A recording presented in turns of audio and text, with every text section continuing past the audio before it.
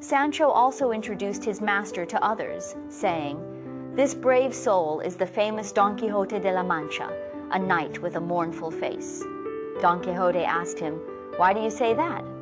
Sancho replied, "Because you fight until you're exhausted, lose teeth, and look all bedraggled like you're mourning." Don Quixote didn't get mad when he heard this. He was actually really happy. See, in those knight novels, all the knights have nicknames like Rocket Knight or Phoenix Knight.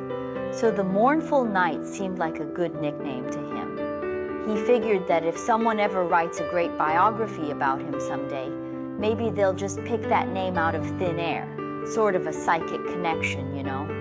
So, right then and there, he told Sancho about it. It's not like Sancho made it up or anything. It was destiny. So our naive knight-errant decided to embrace the nickname, and like all knights do, he painted that mournful face right onto his shield. And from then on, that's how his shield looked, just a big old mournful face. You hear this and think, what a bunch of nonsense. Yes, that's what Cervantes did to mock the popular knight novels of his time, satirizing those unrealistic and overly serious, absurd stories. What other ridiculous antics did Don Quixote get up to? There's an interesting part where he writes that Don Quixote and Sancho came to a mountain and suddenly had the urge to imitate the great knights Amadis and Roldan by going mad for their lady loves. Yes, that's how the book puts it. Those knights, because they were scorned by their loves, retreated to the mountains to do penance.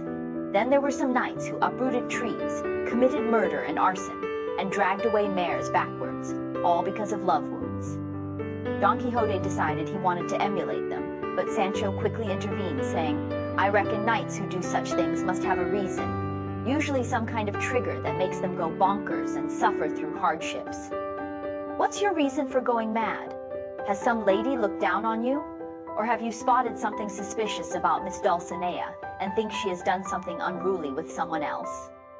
In an attempt to understand their motivations, Fang Zhou suggested that their irrational actions were likely a result of some deep emotional pain they were experiencing. He then questioned Don Quixote on his own reasons for going crazy, speculating that perhaps a lady had looked down on him, or he had discovered some improper conduct by his beloved Dulcinea. Don Quixote couldn't spot anything suspicious.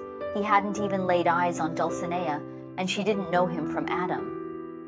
But Don Quixote thought that was the beauty of it all. Madness strikes for no reason. He wanted to show his lady that even fantasies could be this intense, making reality seem even more incredible.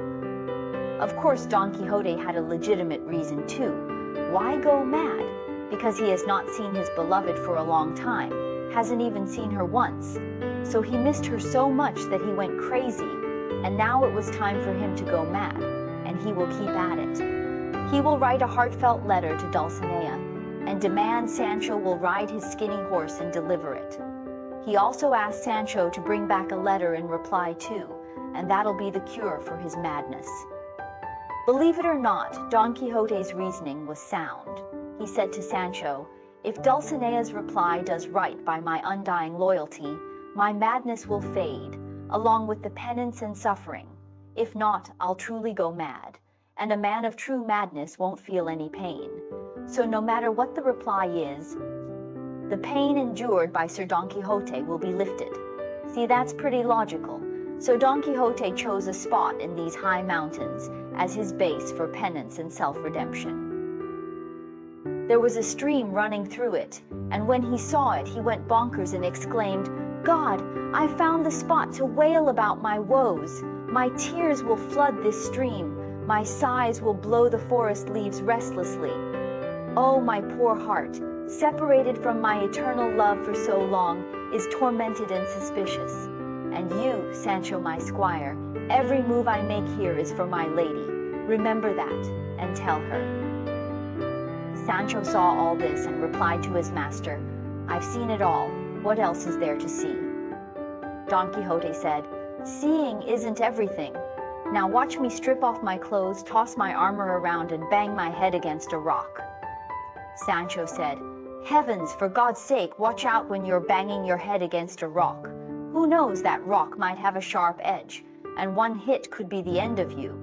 Anyway, this whole act of yours is fake. If you must bang something, hit the water or some cotton. Seeing all this, I think Sancho is getting mean. Anyway, Don Quixote restrained himself a bit and listened to advice.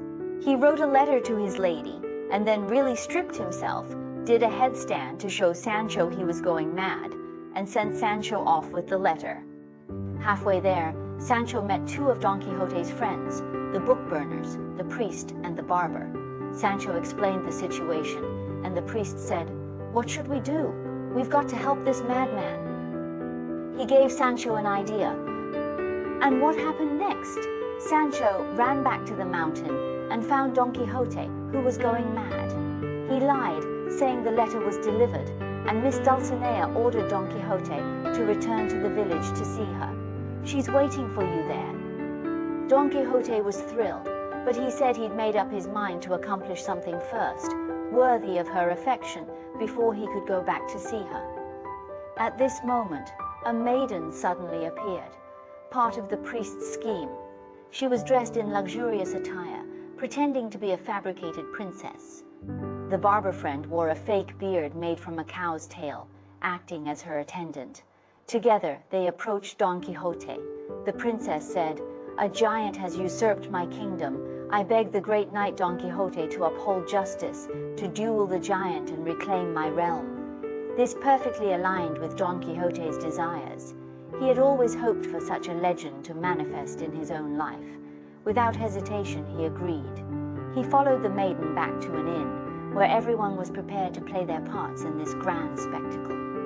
Don Quixote fulfilled the dream of knighthood, and the maiden found her beloved, no longer willing to play the role of a princess.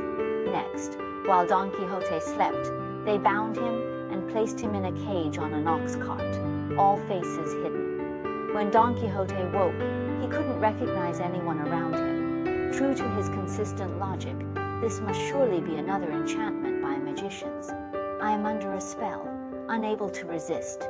The mischievous barber friend then, in a chilling voice, made a prophecy. "Knight with the mournful face, endure your captivity without protest, for your great deeds must be fulfilled in due time.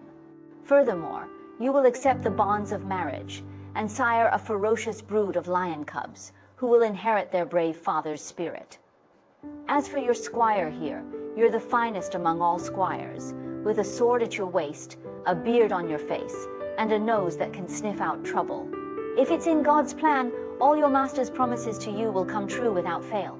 You'll rise to high office so noble that even you won't recognize yourself. Your wages will surely be paid, and all that jazz." About half of this nonsense actually came true. Later on, in the second part of Don Quixote, Sancho indeed became a high-ranking official. But in the first part's conclusion, Don Quixote, still in the cage of the ox cart, was led back home by his friends, just like an animal in a circus.